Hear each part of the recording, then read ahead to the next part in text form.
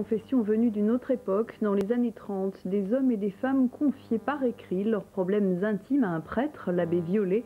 Ces lettres ont été retrouvées et chaque soir des comédiens les lisent sur une scène originale, le bar du théâtre de la Villette. Ces lettres sont autant de témoignages drôles ou émouvants.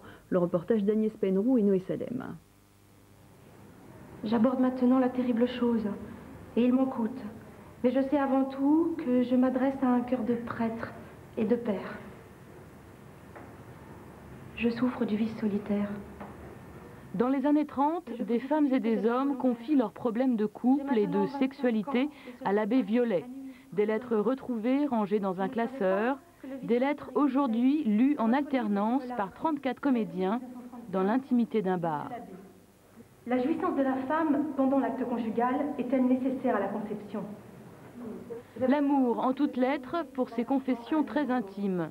Témoignages troublants sur la sexualité, les désirs incompris et les sacrifices de ces catholiques pour éviter le péché. J'ai eu moi aussi la tentation de refuser tout rapport à mon mari.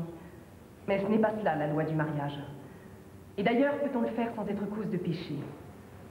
Alors il faut absolument obéir à la loi de Dieu. Et puisque la continence ne peut exister, accepter les enfants, si nombreux soient-ils.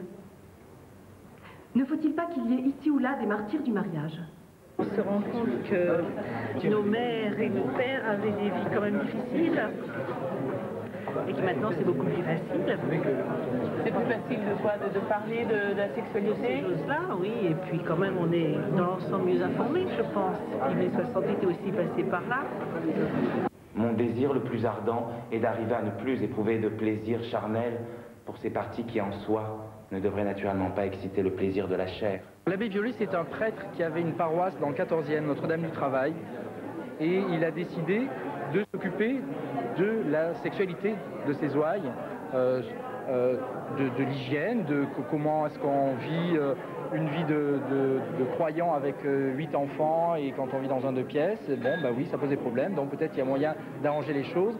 C'est lui qui a annoncé l'arrivée en France de la méthode Ogino en 1936, sans préciser comment l'utiliser, parce qu'on ne veut pas trop demander non plus.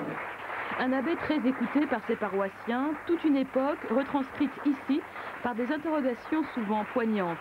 Dans les bars, après le spectacle, le débat continue.